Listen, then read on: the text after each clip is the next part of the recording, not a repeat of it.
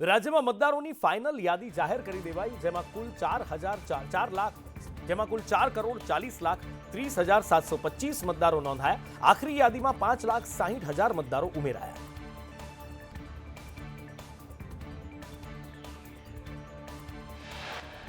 SIR પહેલા 5,08,43,336 મતદારો નોંધાયા. એસઆઈઆરમાં કુલ 68,12,711 નામ કમી થયા.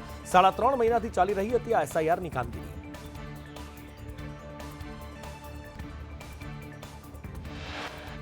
રાજકોટ જિલ્લાની મામલતદાર યાદીમાં 20,89,000 મતદારો નોંધાયા. રાજકોટ જિલ્લામાં 33,452 નવા મતદારો નોંધાયા. 3,44,000 મતદારોના નામ કમી કરવા નોટિસ અપાઈ.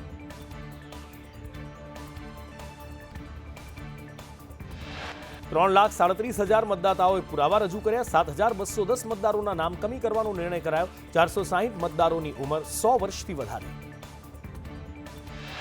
કેન્દ્રીય ગૃહમંત્રી અમિત શાહે ગાંધીનગરમાં સેક્ટર 21માં શિવાજીની પ્રતિમાનું અનાવરણ કર્યું. શિવાજીની આ પ્રતિમા 20 ફૂટ ઊંચી, 900 કિલો વજન ધરાવતી છે.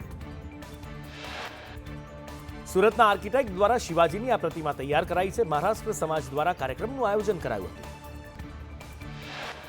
કેન્દ્રીય ગૃહમંત્રી અમિત શાહ મુખ્યમંત્રીના નિવાસ સ્થાને રાત્રિ ભોજન કરશે. સંગઠનલક્ષી બાબતો ઉપર ચર્ચાની સંભાવના. આવનાર દિવસોના પ્રોજેક્ટ અંગે પણ ચર્ચાની સંભાવના.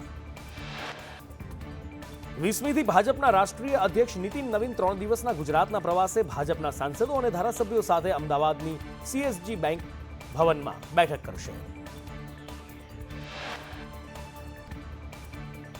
નીતિન નવીન 21મી ફેબ્રુઆરી અમદાવાદના નગરદેવી ભદ્રકાળી માતાના દર્શન કરશે. 11 વાગે ભાજપના પદાધિકારીઓ સાથે બેઠક કરશે. 2 વાગે કમલમમાં સોશિયલ મીડિયા ટીમ સાથે સંવાદ. ભારતીય જનતા પાર્ટીના પ્રદેશ અધ્યક્ષ ગિફ્ટ સિટીમાં યંગ વોઇસ સમિટમાં ભાગ લેશે. ઉદ્યોગપતિઓ સાથે પણ કરશે બેઠક. બોમ્બની ધમકી અંગે કોંગ્રેસના ધારાસભ્ય કિરીટ પટેલનું નિવેદન. કહ્યું, ગુજરાતમાં સાયબર ક્રાઇમના ગુનાઓ વધી રહ્યા છે. પરીક્ષાના માહોલ વચ્ચે બોમ્બની ધમકીઓ દુર્ભાગ્યપૂર્ણ. અમદાવાદના પીપળજ નજીક ફેક્ટરીમાં આગ લાગી. કેમિકલ ફેક્ટરીમાં ભીષણ આગ. ફાયર વિભાગની 25થી વધારે ગાડીઓ આગ પર કાબુ મેળવ્યો. આસારામ આશ્રમની જમીન પર હાલ બુલડોઝર નહીં ફરી શકે. આશ્રમ જમીન મુદ્દે ડબલ બેન્ચમાં અરજી. હાઈકોર્ટની સિંગલ જજ ચુકાદાને ડબલ બેન્ચમાં પડકારવામાં આવ્યો. પ્લાસ્ટિક વેસ્ટ માટે અમદાવાદ મ્યુનિસિપલ કોર્પોરેશનનો મહત્વનો નિર્ણય. નોન રિસાયકલેબલ પ્લાસ્ટિક માટે નિયમો લાગુ. પ્લાસ્ટિક પ્રોસેસિંગ અમદાવાદ મ્યુનિસિપલ કોર્પોરેશને નક્કી કરેલી એજન્સીને આપવું પડશે. હોટેલ, કોમર્શિયલ એકમો, પાર્ટી પ્લોટને નોટિસ. કબાડીવાળા, મોલ, હોસ્પિટલને પણ નોટિસ અપાઈ. નિયમ ન પાડનાર સામે કાર્યવાહી કરવામાં આવશે. સુરતમાં વ્યાજબી ભાવની 40 દુકાન સીલ. ડભોલીમાં જિલ્લા પુરવઠા વિભાગે કાર્યવાહી કરી. ખાનગી ગોડાઉનમાં રહેલો જથ્થો પણ સીઝ. સરકારી અનાજ અહીંયા કરાતું હતું સગેવગે. સુરતની દક્ષિણ ગુજરાત વીર નર્મદ યુનિવર્સિટીના સિક્યોરિટી કોન્ટ્રાક્ટરને 36 કલાકનું અલ્ટિમેટમ. કેમ્પસના તમામ ગાર્ડનું પોલીસ વેરિફિકેશન થશે. ફિટનેસ સર્ટિફિકેટ યુનિવર્સિટી કેમ્પસમાં જમા કરાવાશે. સુરતના બારડોલીમાં ભાજપ આદિજાતિ મોરચાના મંત્રી ગણપત રાઠોડનું રાજીનામું. ભાજપના તમામ હોદ્દા પરથી રાજીનામું આપવું. શાસકો દ્વારા અવગણના અને ભેદભાવનો લગાવ્યો આરોપ. સુરતમાં કોયલી ખાડી ડમ્પિંગ સાઇટ બની. ખાડી ડમ્પિંગ સાઇટ હોય એવા કચરાના ઢગલા જોવા મળ્યા. ઉમરવાડાના ભાઠેનામાંથી પસાર થાય છે આ કોયલી ખાડી. સુરતમાં સ્વચ્છતા સર્વેક્ષણ સમયે ખાડીમાં ગંદકીનું સામ્રાજ્ય. પ્રતિબંધિત પ્લાસ્ટિક ઠલવવામાં આવતા પાણીનું વહન અટકી ગયું. ગંદકીના કારણે મચ્છરોનો ઉપદ્રવ વધ્યો. સુરતમાં કરોડોના ખર્ચે બનાવેલો રિવરફ્રન્ટ વોકવે ખંડેર બન્યો. રિવરફ્રન્ટ વોકવે દયનીય સ્થિતિમાં. શહેરની શાન માટે કરોડો ખર્ચા, પણ સુરત મહાનગરપાલિકા જાળવણી ભૂલી.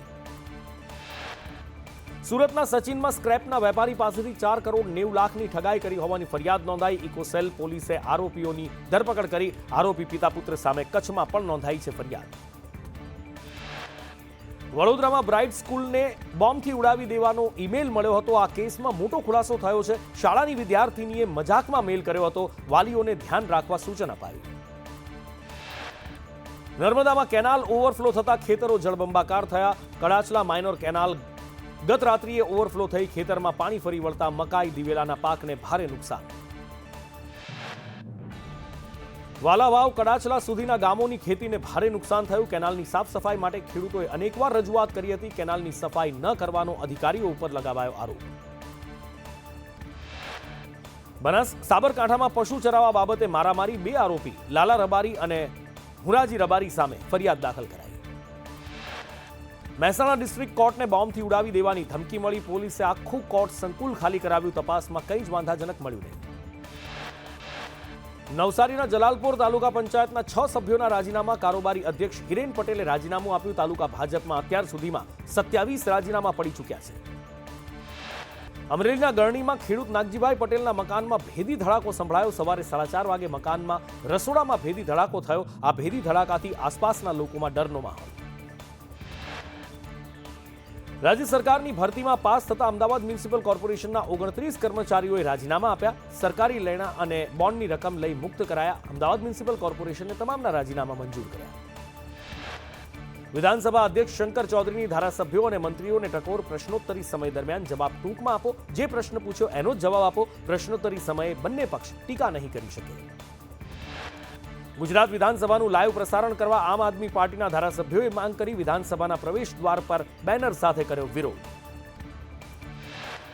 ગુજરાતનો દરિયાઈ કિનારો વધ્યો. ધારાસભ્ય ભગા બારડે ગૃહમાં કહ્યું, અગાઉ દરિયાઈ કિનારો 1600 કિલોમીટરનો હતો, પણ નવા સર્વે પ્રમાણે 2320 કિલોમીટર દરિયા કિનારાની લંબાઈ થઈ. રાજ્યમાં 6 વર્ષમાં 6 લાખથી વધુ રાશન કાર્ડ રદ થયા. 2020થી 2025 સુધીના આંકડા સામે આવ્યા. 6 વર્ષમાં 6,34,959 કાર્ડ કેન્સલ થયા.